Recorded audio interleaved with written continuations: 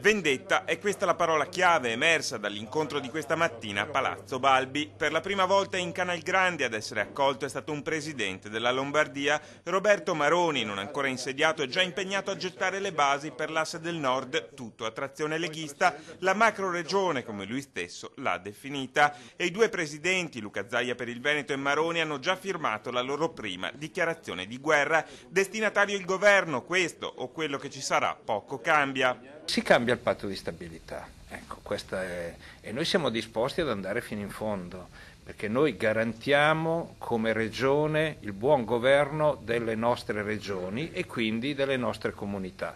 È questo l'obiettivo dei leghisti, un fronte comune per rendere più corpose le richieste o più frequenti i bocconi avvelenati destinati a Roma.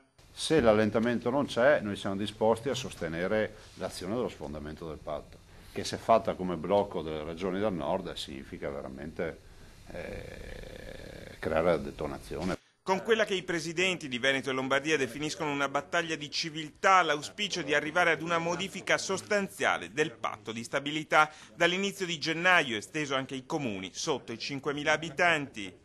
Sempre nel corso dell'incontro si è parlato anche di liste civiche, la scelta di Tosi è stata premiata, ha spiegato Maroni, fornendo di fatto anche indicazioni precise per quanto riguarda le elezioni amministrative di primavera, che in Veneto vedono la Lega Nord impegnata in 2 capoluoghi di provincia. A Vicenza e Treviso appare dunque verosimile che il Carroccio, al fianco delle liste di partito, schieri anche le liste personali dei propri candidati.